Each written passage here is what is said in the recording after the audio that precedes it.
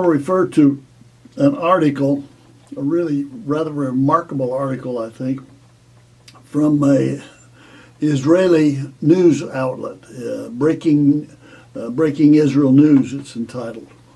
And the article that appeared there is entitled, and I want to read some excerpts from it. When will Messiah come? That's the question. The answer, it depends on the Jews. The coming of the Messiah depends on the Jews. And there's a quote to begin the article. It says, to do what is right and just is more desired by Hashem, by God, than sacrifice. Do what is right is more important than sacrifice. If the Jewish people behave well, they can bring the Messianic era quicker, according to Rabbi Ilan Adler. But when Jews shame God's name or even treat each other poorly, they push the Messianic era further away. Rabbi Adler explained that how a Jewish person looks, how he behaves and carries himself in front of non-Jews can push the nations closer or farther from Hashem, from God, and his teaching. We have it in our behavior repertoire, Rabbi says, to create big applause for God or go the other way and shame God by the way we behave. The rabbi noted that God places greater importance on how Jews behave toward one another than on a ritual. He said the temple wasn't destroyed because we didn't cut the challah, the bread, Friday bread, in the right place. Not because of how long the person's seat or in the shtetl, men wear the tzitzit, women wear the shtetl, it's a wig. It had nothing to do with ritual.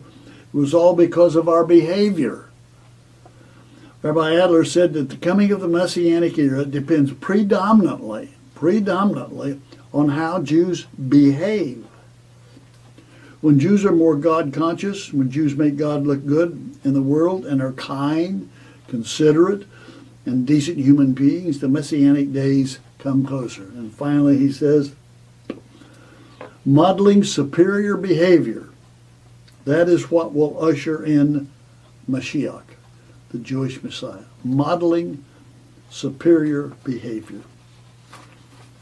So it's the works that they do, according to this rabbi, that they do.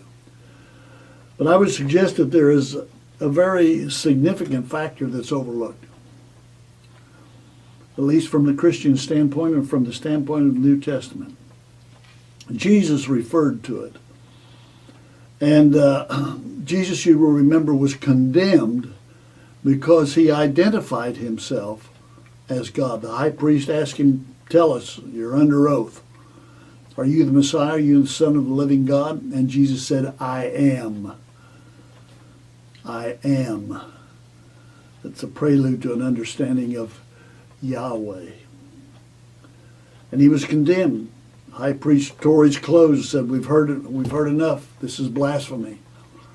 And they decided to kill him on that basis, and they turned him over to the Romans. The Romans put him on the cross. But Jesus said this, and it is, I would suggest to you, the determining factor as far as the Jews are concerned and the coming of the Messiah. He said it in Matthew chapter 23 and verse 39. He's speaking to the religious leaders of his day. And he said, you will not see me again until you say, blessed is he who comes in the name of Yahweh. Not Hashem, not Adonai, Hashem, or Yahweh. And that's a quote from Psalm 118, verse 26. You will not see me again until you say, Baruch haba b'shem Yahweh. And in saying that, there will be a remnant, and all indications are it's a remnant. It's not all of Jewry. But the indications are that a remnant will, in fact, confess that Jesus is identified as God, as the Messiah, as Yahweh in human flesh. So a lot does depend upon what the Jews do. But most specifically, will they say of Jesus, Baruch haba b'shem Yahweh, blessed is he who comes in the name of Yahweh. They identified Jesus as Yahweh in human flesh. Till next week, Od Ki Yavo Shiloh, or until Messiah comes, Yivarecha Yahweh. Yahweh bless you, bless those you love, bless those who love you.